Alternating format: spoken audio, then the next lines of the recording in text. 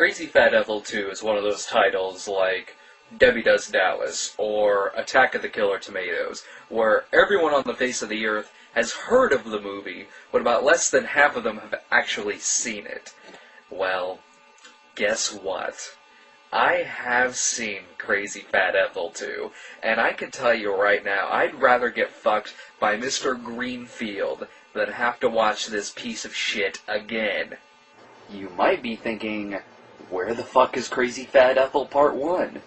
And that's a great fucking question, because actually the original is called Criminally Insane, and was made 12 years before this one.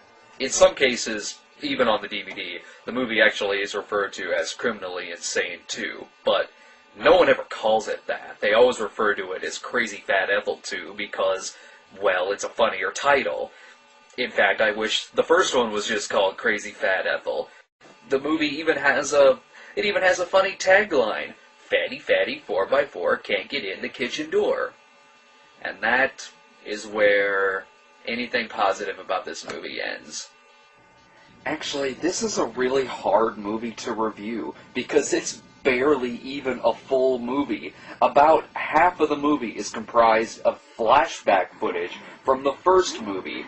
They basically even use the same opening credits from the first movie. Look at this. Here's the opening credits for the first one.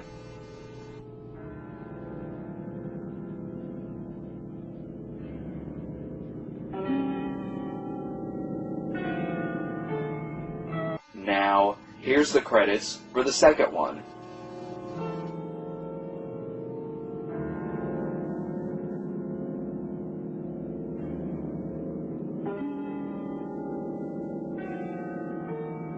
It didn't piss me off nearly as much when Silent Night, Deadly Night 2 used this same tactic of overusage of flashback footage, but maybe it's because that movie still had some good throwaway lines.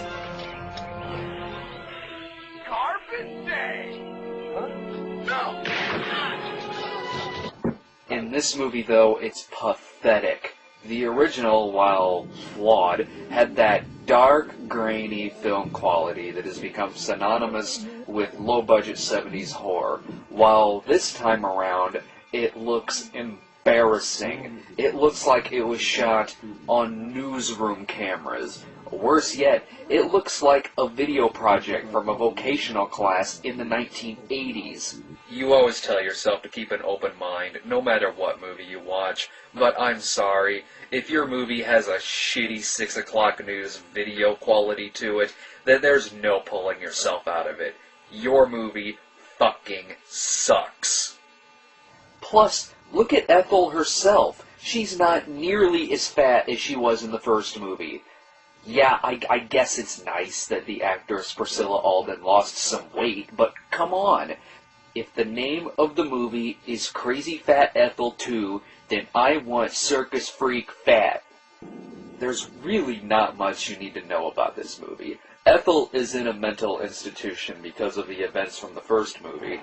As I said earlier, you will be reminded of those events all throughout this fucking thing. The Nut House releases her into a halfway house where Ethel is reminded of how tasty non-hospital food is, and that drives her insane. So she starts killing again. God, this looks like it was directed by a 7th grader. I wouldn't be surprised if a ketchup bottle popped up in the corner.